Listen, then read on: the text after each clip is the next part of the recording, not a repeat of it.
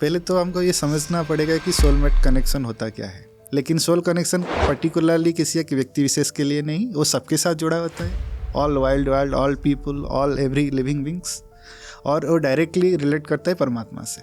जो ये सोलमेट्स होते हैं जिनको हम स्टार क्रॉस्ड लवर्स कहते हैं, ये कभी यूनाइट नहीं हो पाते। आप पूर्व जन्म में बिलीव करते हैं?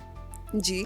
लेकिन कुछ कर्मों के कारण, संस्कारों के कारण ये अगले जन्म के लिए पेंडिंग रह जाता है। तो लव एज एन इमोशन ये ह्यूमन सर्वाइवल के लिए कितना इम्पोर्टेंट है? जो एक्चुअल जो फंडामेंटल चीज़ें हैं, प्यार क्या है, प्यार का मकसद क्या है, वो मुझे मतलब श्री कृष्ण और राधा जी की लीलाओं से पहले पता चला। आप एक दूसरे का कदर कितने करते हैं, वो अपने संस्कार और बिहेवियर से शुरू होता है और एंड समर्पण में होता है।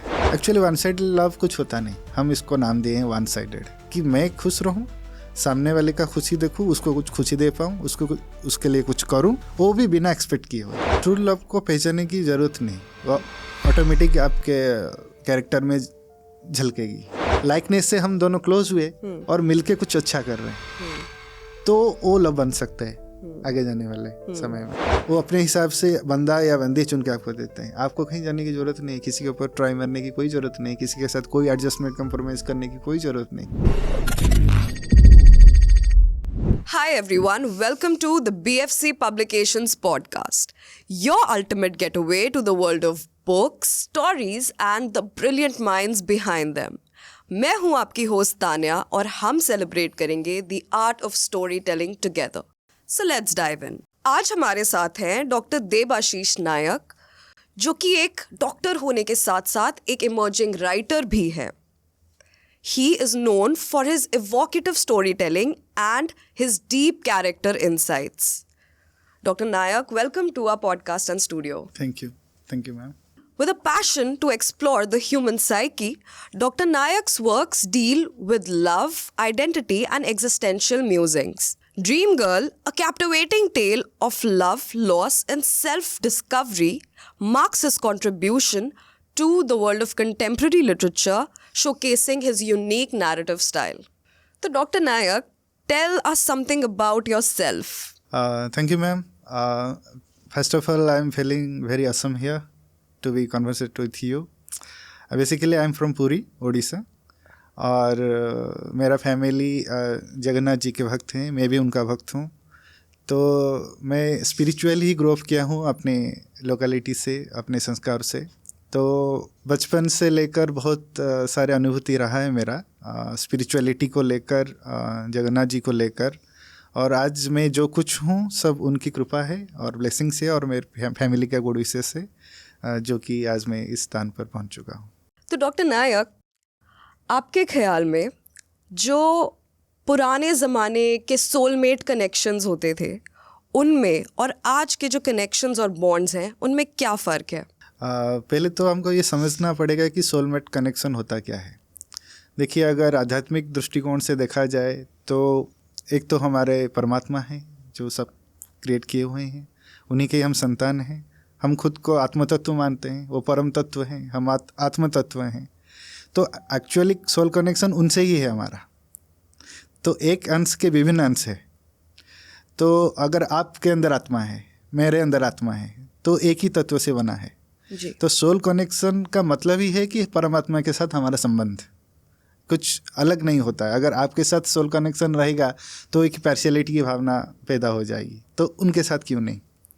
तो उस हिसाब से हम सोल एक ही प्रकार के हैं, लेकिन सोल कनेक्शन पर्टिकुलरली किसी एक व्यक्ति विशेष के लिए नहीं, वो सबके साथ जुड़ा होता है। All wild world, all people, all every living beings, और वो डायरेक्टली रिलेट करता है परमात्मा से। और उन्हीं की ही योजनाएं हैं, उन्हीं के ये लीलाएं हैं, जिसके कारण हम यहाँ पे धरा पृष्ठ में सब अपना कर्तव्य निभा रहे हैं जी। तो सोल कनेक्शन मतलब भगवान के साथ ही होता है। तो जैसे आपकी बुक में डिस्कस्ड है, और हमने कई कहानियाँ भी सुनी है, जैसे रोमियो जूलियट, लैला मजनू, मिर्ज़ा साहिबा, और आपकी बुक से सत्या और देवी सती की, श्री सत्या और देवी सती की कहानी सुनते हैं तो देखते हैं कि जो ये सोलमेट्स होते हैं जिनको हम स्टार क्रॉस्ड लवर्स कहते हैं, ये कभी यूनाइट नहीं हो पाते, ये कभी एक नहीं हो पाते। तो ऐसा क्यों होता है, हर स्टोरी में ऐसा क्यों है? इसको मैं पूरी तरीके से सत्य नहीं मानता। ऐसा हम एग्जाम्पल हो गए हैं, उसको हम मतलब जानते हैं कि ऐसा हुआ है, लेकिन मैं इसमें यकीन नहीं रखता। और ये जो सब हमारा जन्म है, आप पूर्व जन्म में बिलीव करते हैं? जी हाँ, ये कुछ इंसिडेंट्स कुछ हद तक सही है, लेकिन यहाँ पे जो हम इस पूरे संसार में हम अपना कर्तव्य निभा रहे हैं वो पार्थिव संसार है, स्वल्पकालीन है। इसके बाद हम मृत्यु को प्राप्त करेंगे, फिर अगले जन्म लेंगे। पिछला जन्म भी कई हिस्सों से हमारा था, तो ये कहना मुश्किल होगा कि हाँ कुछ हद तक आपका पिछले जन्म का रिश्ता इस जन्म तक रहता है, लेकिन कुछ कर्मों के कारण, संस्कारों के कारण ये अगले जन्म के लिए पेंडिंग रह जाता है। जो हमारा कर्म ईश्वर को अच्छा लगता है, वो कुछ अगले जन्म में कुछ महान कार्य करने के लिए या कुछ अपना पहचान बनाने के लिए उस सब चीज़ों के पीछे कुछ मकसद रहता है, जिसके लिए ईश्वर ने हमको सिलेक्टेड करके भेजते हैं। और कभी ढूंढते ढूंढते एक आत्मा एक दूसरे आत्मा से मिल जाता है, तभी हमको याद आ जाता है पुराने जन्म में कुछ काम हमारा अधूरा था, जिसको हम इस जन्म में पूरा करेंगे। जी, वो विभिन्न कैटेगरी के अनुसार होता है, जो भी जिसका लक्ष्य होता है।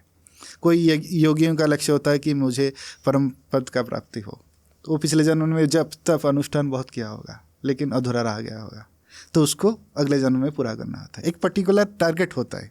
जब हमको इस धरती पर भेजा जाता है, हम कुछ टारगेट लेके आते हैं, लेकिन हम ये माया संसार में उसमें खो जाते हैं, उसको पूरा नहीं कर पाते। तो जिसका जो संस्कार स्ट्रांग होता है, विल पावर स्ट्रांग होता है, अगर बाई चांस वो इसी जन्म में उसको पूरा नहीं कर पाता है, तो अगले जन्म में उसको टारगेट रूप में कंप्लीट करके फिर वापस परमात्मा के पास जाता है। ये होता है उसका general concept according to the spirituality. Interesting, very interesting. तो जैसे कि आपने कहा कि ये सब इतना स्पिरिचुअली अलाइंड है कि ये सब ऑलमोस्ट प्री प्लान्ड साउंड करता है। yes. तो लव एज एन इमोशन ये ह्यूमन सर्वाइवल के लिए कितना इम्पोर्टेंट है, और ये एक ह्यूमन लाइफ को किस लेवल पर इम्पैक्ट करता है? जब बचपन में श्री कृष्ण का सीरियल देखता था, तब एक एपिसोड आता था राधा जी और कृष्ण जी के लीलाएं। जी, तब बचपन में हम जैसे पले बड़े हैं, लव को लेकर सबका अलग अलग राय रहा है, एक्सपीरियंसेस भी अलग अलग रहा है, लेकिन जो एक्चुअल जो फंडामेंटल चीज़ें हैं, प्यार क्या है, प्यार का मकसद क्या है, वो मुझे मतलब श्री कृष्ण और राधा जी के लीलाओं से पहले पता चला। फिर अब अगर आप एग्जाम्पल लेते हैं राम जी और सीता जी का, और महादेव और सती जी का, जी, तो उन्हीं से ही मुझे क्लियरली फंडामेंटली ये मेरे को समझ में आया कि लव क्या है। पार्थिव जगत में एक दूसरे को कोई लाइक कर लेता है किसी भी रीजन की वजह से, उसके पीछे कुछ एक्सपेक्टेशंस रहते हैं, और एक चीज़ आपको आज अच्छा लग रहा है, वो कल अच्छा लगेगा, उसके कोई गारंटी नहीं। तो उसमें लव को ढूंढ पाना मुश्किल है, वो लव नहीं है। उसको आप अट्रैक्शन या और कुछ बोल सकते हैं। वो फिजिकल हो सकता है, mentally, socially, psychologically, everything. But जो लव होता है, कई शायर बोलते हैं लव हो ही जाता है, उसको करना नहीं पड़ता। ठीक है, ये सही है, लेकिन लव का भी कुछ मकसद होते हैं। लव ऐसे नहीं होता, लव को समझना भी पड़ेगा। तो लव में एक चीज़ मैं बहुत मानता हूँ जो कि रहना ज़रूरी है, एक्चुअली वही होता है, वो है समर्पण। आप एक दूसरे का कदर कितने करते हैं, वो अपने संस्कार और बिहेवियर से शुरू होता है, और एंड समर्पण में होता है कि मैं आपके लिए कितना केयरिंग हूँ इनिशियल तौर पर, आपको क्या समझता हूँ, आपको अपने अंदर कैसे समाहित करता हूँ, कैसे लेता हूँ साइकोलॉजिकली। फिर अपना बिहेवियर से मैं आपके प्रति कितना डेडिकेटेड हूँ सारी चीज़ों में। वो जो समर्पण की जो भावना है जी, वो एंड में लव को प्रमाणित करता है कि यही लव है। अगर समर्पण नहीं तो वो लव नहीं हो सकता, देना ही लव है, डेडिकेशन। अगर हम बात करें समर्पण की और सैक्रिफाइस की, जो कि इम्पोर्टेंट होता है ट्रू लव पहचानने में, क्या लेवल होता है, कहाँ तक एक सैक्रिफाइस कॉम्प्रोमाइज़ बन जाता है, या क्या फ़र्क होता है कॉम्प्रोमाइज़ और सैक्रिफाइस में, और क्या बेनिफिट्स या नुकसान हो सकते हैं किसी के लिए बहुत ज़्यादा सैक्रिफाइस करना या किसी से बहुत ज़्यादा सैक्रिफाइस एक्सपेक्ट करने में? सेक्रीफाइस का हिंदी में सही मतलब है समर्पण। कॉम्प्रोमाइज़ तो वो ज़बरदस्ती वाला चीज़ हो गया है, और कॉम्प्रोमाइज़ में कुछ कारण रहता है, रीजनेबल होता है वो, कि इस चीज़ के लिए मैं एडजस्ट करूँ, कॉम्प्रोमाइज़ हो जाऊँ, ताकि हमारा फैमिली लाइफ और सांसारिक लाइफ अच्छा चले। लेकिन समर्पण का हाई लेवल पे वो पिच करता है। उसमें कोई एक्सपेक्टेशन नहीं रहता, कोई डिमांड नहीं रहता, कोई ऐसा अरेंजमेंट नहीं करना पड़ता कि इसके लिए मैं समर्पण करूँ। वो अपने अंदर से स्वभावना से प्रकट होता है और उसमें अपने हित के छोड़ के सामने वाले के हित के बारे में ज़्यादा हम सोचते हैं। तो वो कैसे खुश रहे, उसको मैं कैसा मतलब अच्छा ज़िंदगी दे सकूं, खुशी दे सकूं। और सबसे बड़ा चीज़ जो समर्पण है, उसको लेकर मैं अपने इष्ट और ईश्वर से परिचित कराऊं, ईश्वर की भावनाएं उनके अंदर प्रकट कराऊं। एक्चुअली अगर हम गीता में और महाभारत में पढ़ें जो समर्पण का जो मतलब होता है, तो वो ऐश्वर्य भावना से प्रकट होता है। जैसे कि राम जी जो सेतु बनाए सीता जी को लाने के लिए, वो उनका डेडिकेशन था। और सीता जी रावण से बच के अपना सतीत्व का पालन किए, वो डेडिकेशन था। वो फाइनली बन गया समर्पण में। राम सीता माता के प्रति और सीता माता राम जी के प्रति वो समर्पित भावना में काम करते गए। उधर तो हम कॉम्प्रोमाइज़ नहीं बोलेंगे।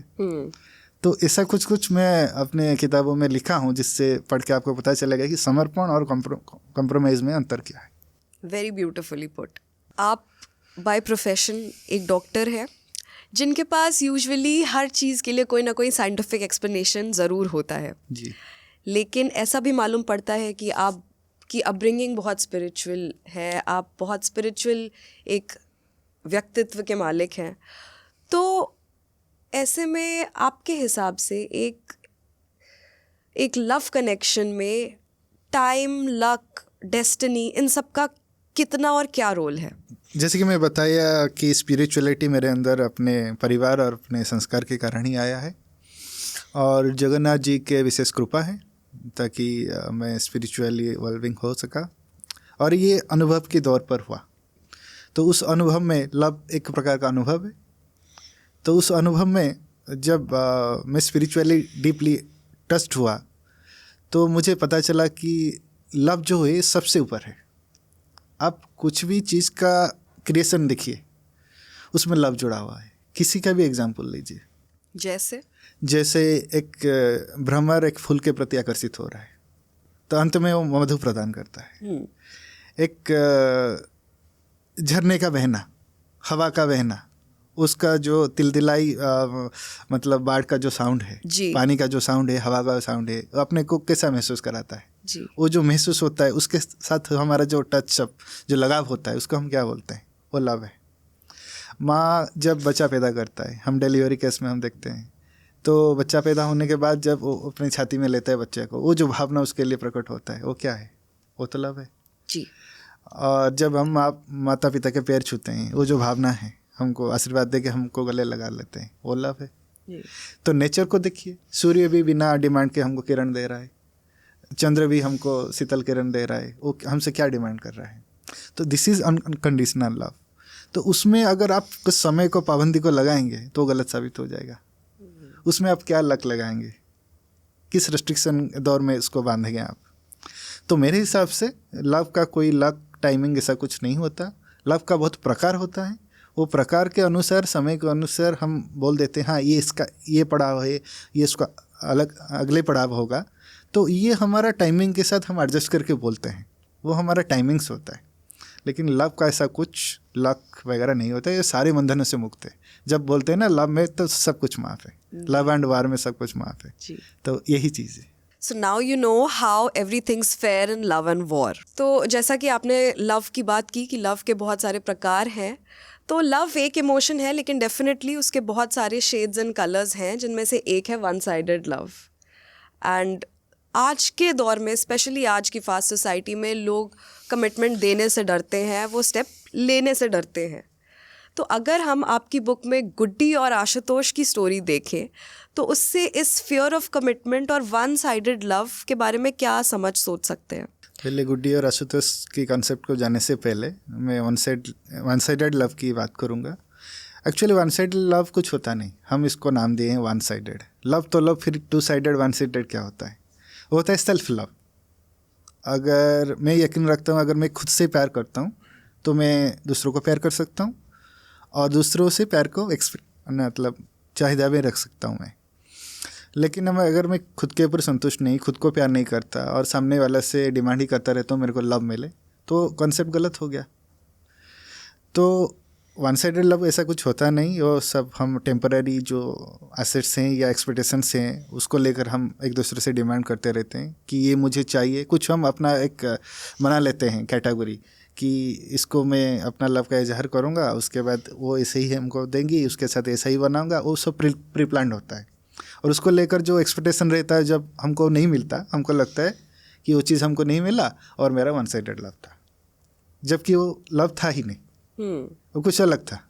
जी। लव में तो डिमांड ही नहीं होता, साइड भी नहीं होता, पक्ष भी नहीं होता। लव में एक ही भावना रहता है कि मैं खुश रहूं, सामने वाले का खुशी देखूं, उसको कुछ खुशी दे पाऊं, उसके लिए कुछ करूं, वो भी बिना एक्सपेक्ट किए हुए उससे। वो मेरे को चाहे ना चाहे, देखे या ना देखे, मेरे कुछ दे या ना दे, मैं बस उसके लिए करता रहूं। ये भावना हो गया लव का। और सोचिए सामने वाला हमको मतलब कुछ भी अटेंशन भी नहीं देता और वो किसी दूसरे को लाइक कर रहा है और वो उसको नहीं लाइक कर रहा है, तो हम क्या बोलेंगे इसको? This is illusion. वो अपने मनोवैज्ञानिक रूप में क्रिएट होता है और इसी से हम फंस जाते हैं। अगर आप किसी को लव, सच बात बताऊं, अगर आप किसी को लव करते भी हैं मतलब अकॉर्डिंग टू इमोशंस, तो उसको आप ना बताएं। वो भावना आप अपने अंदर रखिए, अपने आप खुश रहिए, आपको बहुत खुशी मिलेगी। जब से सामने वाले से आप खुशी की वो प्रयास करेंगे पाने की, तो आप फंस जाएंगे उसमें। तब अब लव से कुछ अलग मतलब भावना में चले जाएंगे, अलग हिस्से में चले जाएंगे, जो कि लव से आपको दूर रखेगा। लेकिन अगर अगर आप लव करते रहें जेन्युइनली, उसको बिना बताए, कहीं ना कहीं तौर से उसको फील होगा कि ये बंदा मेरे लिए डेडिकेटेड है। शादी करना ना करना, फैमिली बनाना ना बनना, ये अलग कंसेप्ट हो गया। लेकिन लव को महसूस करना, अगर वो सामने वाली बंदा या बंदी समझ गया, समझ गई कि इसका कुछ भावनाएं मेरे प्रति जो है, जो मुझे अच्छा महसूस करता है, तो that is called as true love. शायद वो आपको पसंद करे या ना करे, एक्सेप्ट करे या ना करे, लेकिन उसके मन में एक सच्ची रेस्पेक्ट आपके लिए रहेगी, वो ज़िंदगी भर रहेगी। ये एक अच्छा इंसान था। तो लव की परिपूर्ति वही हो गया। संसार बनाना तो अलग चीज़ हो गया जी। लेकिन एक किसी इंसान के प्रति एक सम्मान रहना, वो एक मतलब लव का सही मायने में सक्सेसफुल वो हो गया उसका नियत। तो अगर गुडी और आशुतोष की बात करें, तो गुडी के मन में बहुत कुछ भावनाएं थी आशुतोष के प्रति, लेकिन आशुतोष अपने कैरियर के प्रति बहुत डेडिकेटेड था। लेकिन गुडी का जो डिमांड था आशुतोष के प्रति, वो लव नहीं था, वो डीप अट्रैक्शंस था। वो कुछ चीज़ों को लेकर बहुत अट्रैक्टेड हुई थी आशुतोष के ऊपर। जब आशुतोष उसको मतलब डिनाई किया उसकी भावनाओं को कि मैं तुम्हारे साथ सांसारिक रूप से अटैच नहीं हो सकता, मेरे को लाइफ में कुछ बनना है, कुछ मेरे बड़े सपने हैं, उसको समझ के गुडी उसको सम्मान देती, तो हम उसको लव बोल सकते थे कि उसके लिए वो सैक्रिफाइस भी ये वर्ड नहीं है, बस उसको इच्छा को सम्मान दी, तो लव को सही मतलब इंडिकेट करता। लेकिन ऐसा कुछ हुआ नहीं। और आशुतोष को गिल्टी इसलिए फील हुआ कि मैं एक लड़की के दिल को मतलब समझ नहीं पाई, तोड़ दिया मैंने। लेकिन उसको समझाने की कोशिश किया, लेकिन अंडरस्टैंडिंग लेवल जो आशुतोष का था वो गुडी का नहीं था, तो यहाँ मिसमैच हो गया, यहाँ लव नहीं हुआ। तो यही मैं दर्शाया कि ये डीप अट्रैक्शन हो सकता है, ये लव नहीं है। तो यहीं से अगर कोई सामने वाला इंसान इस किताब को पढ़ेगा और समझेगा, वो समझ जाएगा कि मेरे को कैरियर गठन करने में तो मेरे को किस हिसाब से उसको डील करना है साइकोलॉजिकली। तो अपने भावना को नियंत्रण करना है, और सही जो रेस्पेक्ट और कदर करने की भावना अगर उसको करेगी, तो जनरली उसको हम लव बोल सकते हैं। तो अगर हम बात करें प्योर लव पहचानने की, तो आपने अपनी बुक में भी काफ़ी पर्सनल एक्सपीरियंसेस भी डॉक्यूमेंट किए हैं। तो इन एक्सपीरियंसेस और अपने अराउंड ऑब्जर्व करने से जो भी आपका परसेप्शन बनता है, प्लीज़ हमें बताइए कि एक ट्रू लव पहचानने के क्या इंडिकेटर्स हो सकते हैं? ट्रू लव को पहचानने की ज़रूरत नहीं, वो ऑटोमेटिक आपके कैरेक्टर में झलकेगी। कैसे? पहले ट्रू लव को जानने से पहले हमको ट्रूथ क्या है जानना पड़ेगा। आपको पता है इस संसार में सबसे बड़ा चीज़ क्या है? वो है ट्रूथ, सत्य। सत्य से बढ़कर और कुछ भी चीज़ नहीं संसार में। कैसे? सब बोलते हैं कि नहीं, ये पूरे संसार में एक ही चीज़ सत्य है, वो है टाइम। And energy. जैसे कि हमारा पृथ्वी सूर्य की परिक्रमा कर रहा है, सूर्य अपना महाकर्षण शक्ति से बांधा हुआ है पूरे संसार को, 9 प्लैनेट्स को। ऐसे ही बहुत सारे नक्षत्र होंगे, प्लैनेट्स होंगे, हमको नहीं पता। एक टाइम हमारा चल रहा है 24 आवर। क्या ये वास्तव है? नहीं, ये भी वास्तव नहीं, ये भी लिमिटेड है। कुछ यूनिवर्स के कुछ लॉ हैं, गैलेक्सी के कुछ नियम हैं, उसी से बंधा हुआ है पर्टिकुलर। सूर्य का भी विनाश होगा, ये अर्थ का विनाश, करोड़ों साल लग सकता है, तो ये तो सत्य नहीं हुआ। तो फिर सत्य क्या है? सत्य है कि यूनिवर्सल ऐसी एक चीज़ है जो कभी नहीं बदलता, और सत्य का एक प्रतिरूप है जो प्यार, एनर्जी जी, वो चारों तरफ फैला हुआ है। अगर हम विश्व की बात करेंगे उसको हम कॉस्मिक एनर्जी बोलते हैं, विश्व शक्ति जी। और ये अपने अंदर अगर जब होता है, आप हमारे जैसे प्राण वायु से हम लेते हैं, वो आत्मा से कनेक्ट होता है, उसको हम बोलते हैं आत्मशक्ति। वो एक ही चीज़ है, विश्व शक्ति से आत्मशक्ति कनेक्ट हुआ है, और उसका जो प्रतिरूप है, way of expression is love. Interesting. आप मान सकते कितना डीप कनेक्शन है ये। तो true love is basically related to the truth. में जो बोला, जो समसामयिक है, जो समय से बंधा हुआ है, वो सत्य नहीं है। उसके अपर एक चीज़ है जिसको हम बोलते हैं सत्य। शायद वो और कोई नहीं, भगवान है, और उन्हीं के एनर्जी फैले हुए हैं आपके अंदर, मेरे अंदर, चारों तरफ। आप जैसे मेरे साथ रिएक्ट कर रहे हैं, जैसे मैं आपके साथ जुड़ रहा हूँ, उसमें एक एनर्जी कनेक्ट हो रहा है। उसी का अन्य नाम दे सकते हैं, ये लव है, जिस वे से हम रिप्रेजेंट कर रहे हैं एक दूसरे के सामने।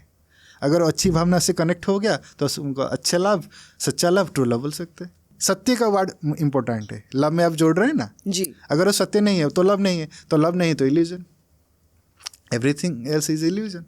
That's a very nice perspective. Energy से हमको जुड़ना है, तभी हम समझ पाएंगे लव क्या है, फिर अल्टीमेटली समझ पाएंगे सत्य क्या है। और सत्य केवल ईश्वर है और कोई नहीं। तो love directly related to the God. तो आपने कहा कि लव इतना छोटा इमोशन नहीं है, ये एक बहुत ही यूनिवर्सल, बहुत ही divine sort of an emotion है।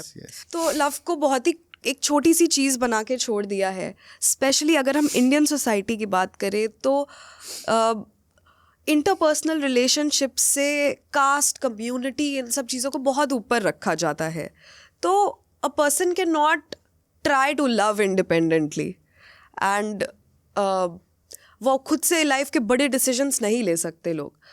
तो अगर हम इस्मत और संजय की स्टोरी देखें, हमें ये फैक्टर्स सामने आते हैं देखने को। तो एक जो एक्सपेक्टेशन होती है किसी को हासिल करने की, वो, और लव के सर्कमस्टांसेस में मैच्योरिटी दिखाने की, इनके बारे में हम क्या देख सकते हैं आज की सोसाइटी के कॉन्टेक्स्ट में?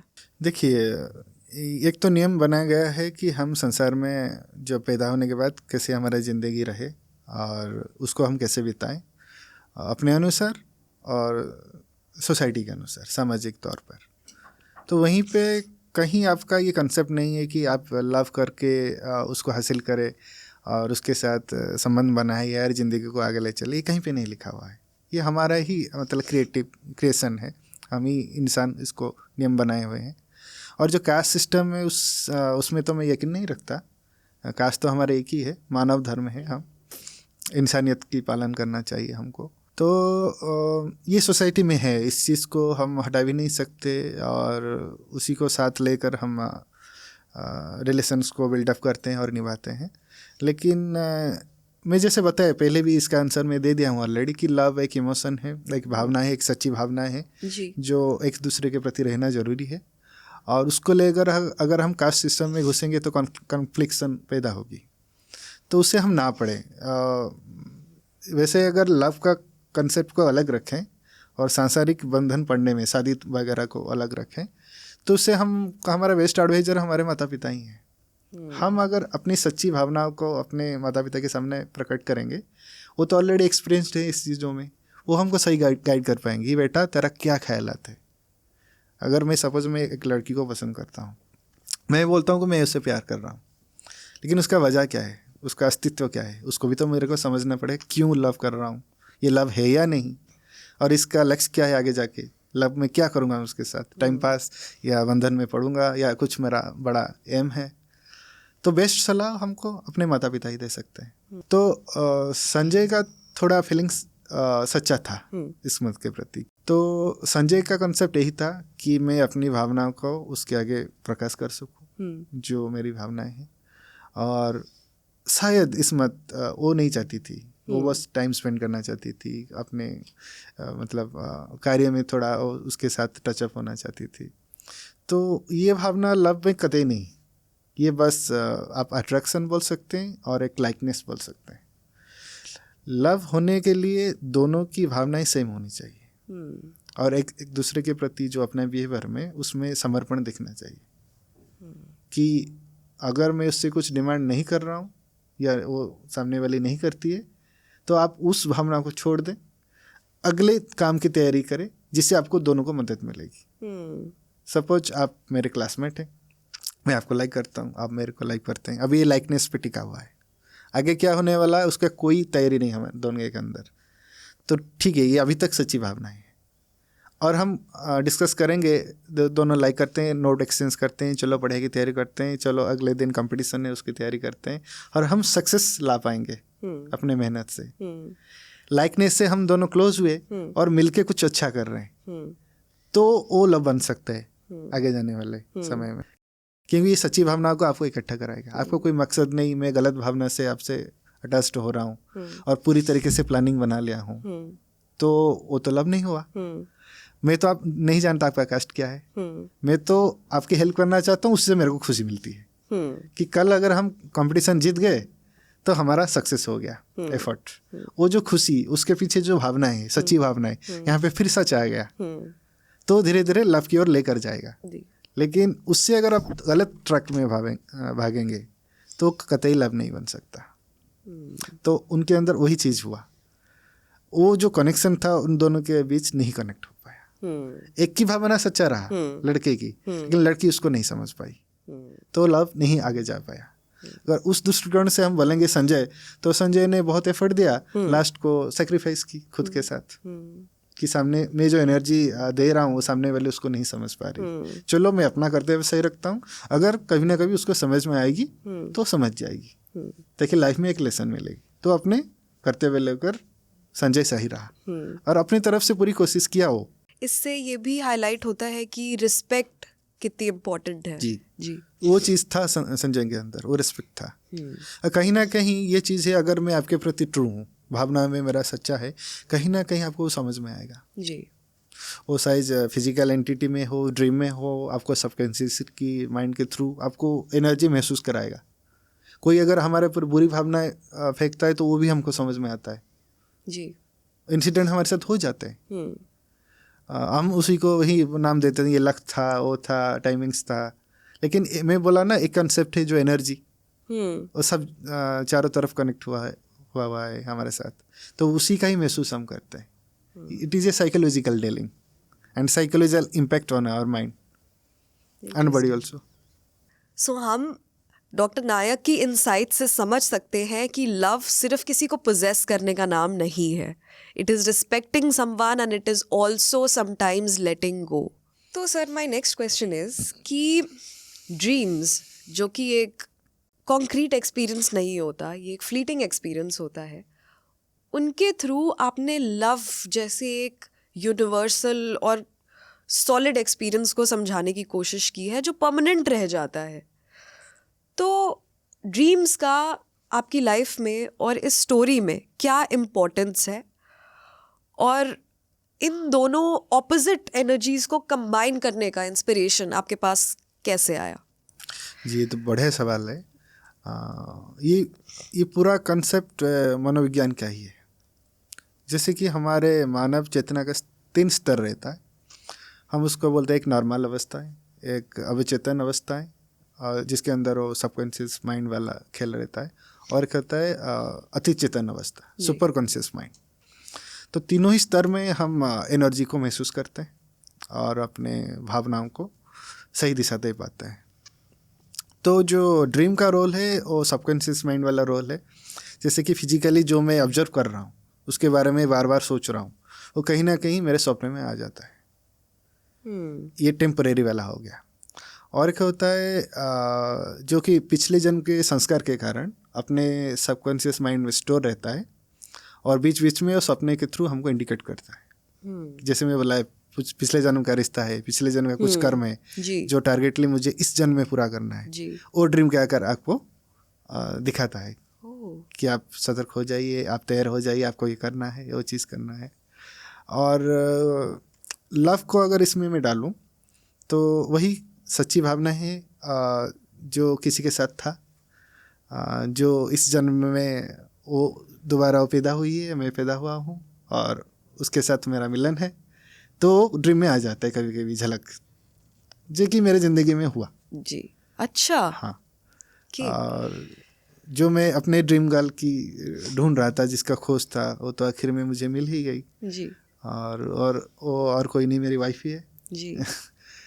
तो ऐसा कुछ मैं अपने ज़िंदगी में महसूस किया और बार बार वो सपने आते थे, जैसा मैं दृश्य दिखता था और जैसा मैं कल्पना करता था वो वैसे ही थी, और जब मैं मिली वैसे ही है। और हमारा कुछ मकसद रहा है, हम ऐसे ही इकट्ठा नहीं हुए हैं जी। तो आई एम वेरी फॉर्च्यून कि वो ड्रीम से मेरे को पता चला, जो कि मैं मानता हूँ अपने लाइफ में वो अपने पिछले जन्म का कुछ रिश्ता होगा, और उसका जो कनेक्शन है और उसका जो मतलब इन्फॉर्मेशन जो मिला वो भी स्पिरिचुअली रिलेट करता है। ओके। जब आप किसके साथ मिलते हैं या इकट्ठा होते हैं, उसके पीछे कुछ रीजन होता है जी। बिना रीजन तो भगवान आपको इकट्ठा करेंगे नहीं, मिलाएंगे नहीं, वो भी मेरे को पता चला। ऐसे बहुत सारी चीज़ें हैं जो मैं अपने अनुभव में उसको अनुभव किया हुआ हूँ, ऑलरेडी रियलाइज़ किया हुआ हूँ। लेकिन हाँ, ड्रीम की ज़रूर रोल रहती है और ये सत्य भी है। सारे ड्रीम सच नहीं होते, लेकिन जो बार बार आए, जो आपको अंदर से टच कराए और उससे आपको कुछ लाइफ में ऐसा पता चल जाए और लाइफ का आपका जो नॉर्मली हिस्सा चले वो बदल जाए, तो आपको समझ लीजिएगा कि ये कुछ इनपुट है जो ईश्वर के द्वारा हमको दिया गया है महसूस करने के लिए। तो ड्रीम का काफ़ी कुछ रोल रहा है। That is a unique love story. Yeah. That is a very unique love story. तो जैसे कि लॉर्ड जगन्नाथ आपकी लाइफ के एक बहुत ही सेंट्रल फिगर है, और इस डेडिकेशन, इस स्पिरिचुअल डिवोशन ने आपका outlook on life and relationships कैसे इंस्पायर किया है? जी, thank you for asking this question. Lord Jagannath तो सब कारण का कारण है जी। आप जानते हैं लॉर्ड जगन्नाथ जी कौन है? जी। कौन है बताइए? उड़ीसा में ज़्यादा उनकी पूजा होती है वहाँ के। एक्चुअली वो कृष्ण जी के ही अवतार हैं। ओके। द्वापर युग में जब कृष्ण जी का देहांत हुआ तो उन्हीं से ही आविर्भाव हो के लकड़ी के थ्रू पुरी के समुद्र के किनारे लगे, जिन मतलब वुड पीसेस से विश्वकर्मा जी ने उनकी प्रतिमा बनाई। तो लॉर्ड जगन्नाथ जी, देवी सुभद्रा, उनके बड़े भाई बलराम, बलभद्र बोलते हैं। ओके। वो द्वापर युग के ही अवतार हैं। ओके। तो जब वो अपने पिछले जन्म में कृष्ण के लीला किए थे और लव का जो डेफिनेशन वही पुट किए हैं ना। ज़्यादातर हम जब लव की बात करते हैं, ट्रू लव की बात करते हैं, तो हमको राधा जी और कृष्ण जी के याद आता है। तो लव से उनसे ही शुरू हुआ जो संसार को दिखाए कि लव क्या है जी। जिसके लिए आज राधा कृष्ण भी मंदिर में पूजा पाते हैं ना। तो लव का कॉन्सेप्ट उन्हीं से ही शुरू हुआ एक्चुअली। मैं सोच रहा हूँ कि अपने ज़िंदगी में मैं लव को महसूस अपने हिसाब से किया हूँ, नहीं, वो महसूस कराए मेरे को। तो एक्चुअली अगर मैं बताऊँ, मेरा सच्चा प्रेम उनसे हुआ, लॉर्ड जगन्नाथ जी से। फिर उनका जो कॉन्सेप्ट है श्री जगन्नाथ, उन्हीं के नाम पर मेरे को जो लड़की मिली जो आज मेरी वाइफ है, तो उसका नाम भी SJ ही है। जो किताब पढ़ेगा उसको एंड में पता चलेगा। तो मैं सोचता हूँ वही जगन्नाथ जी ही मेरी जो पत्नी है, वो उन्होंने ही दिए मेरे को।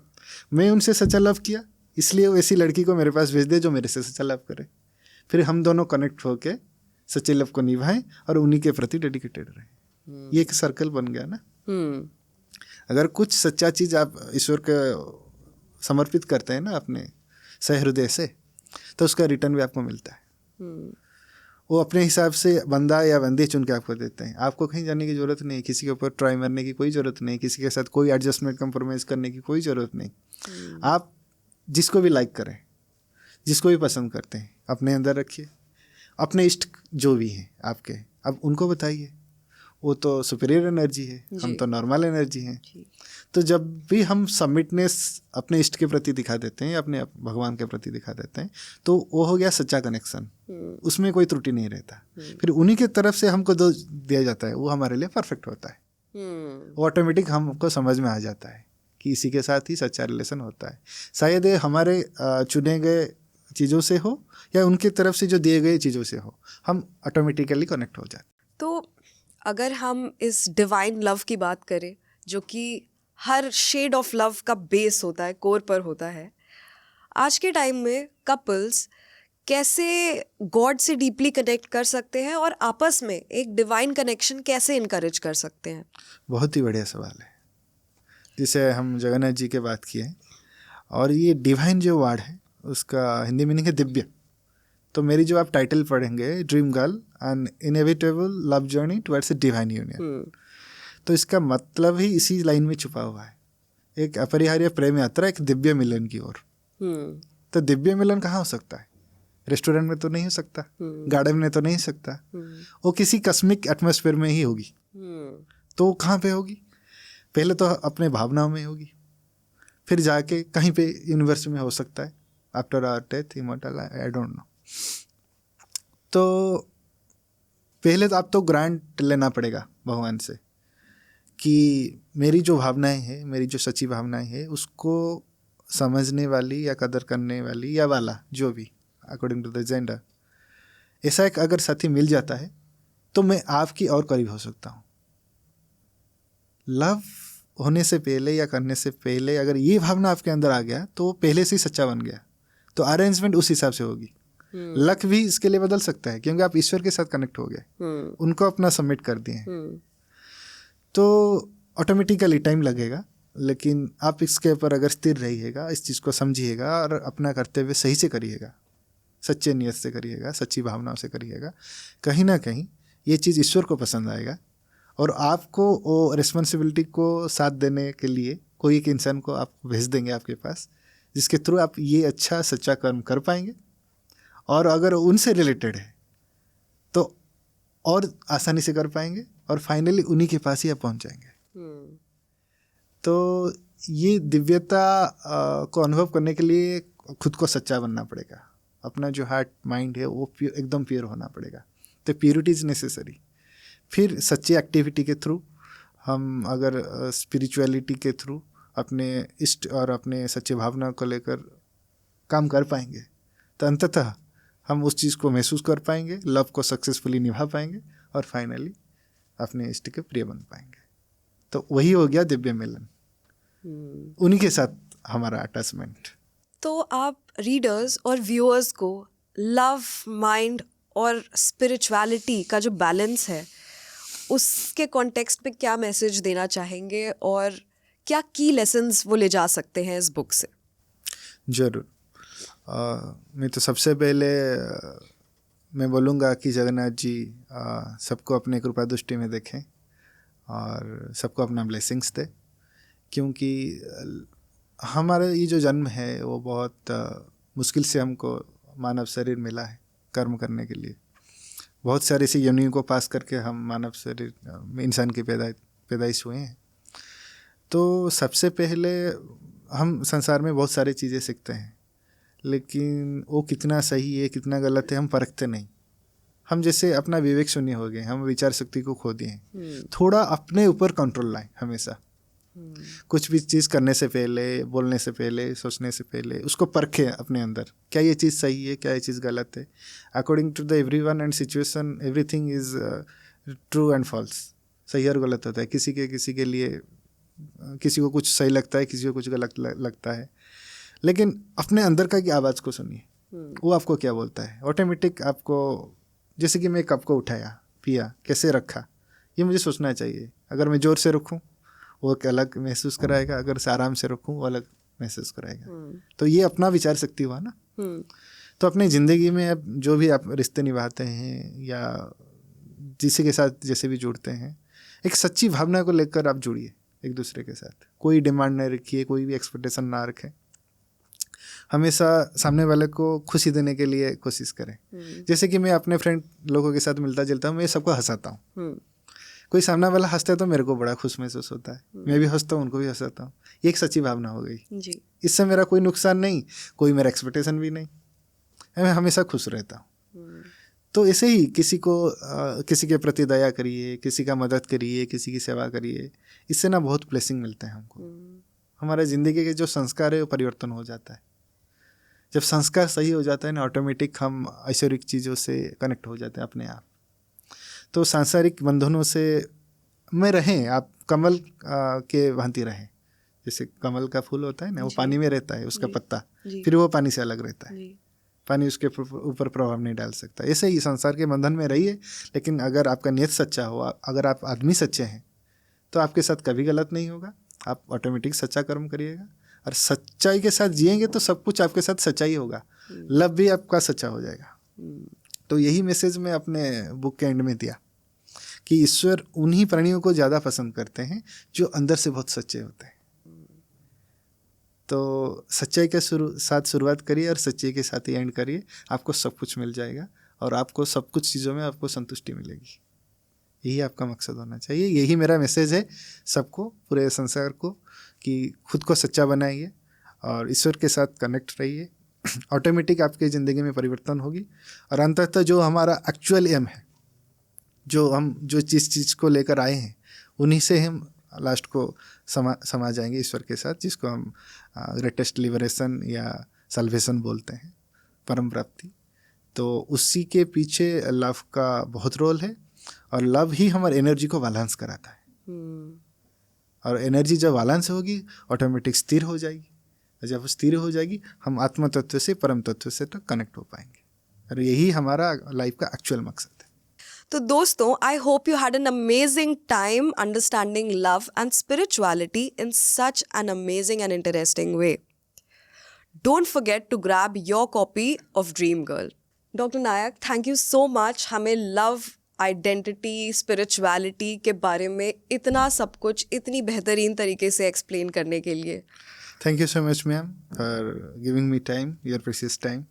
I hope you like it well. And God bless all, God bless you. जय जगन्नाथ। तो बने रहिए with BFC Publications podcast for more such author interviews and inspiring content. Like, share and subscribe and stay tuned for episode number 4.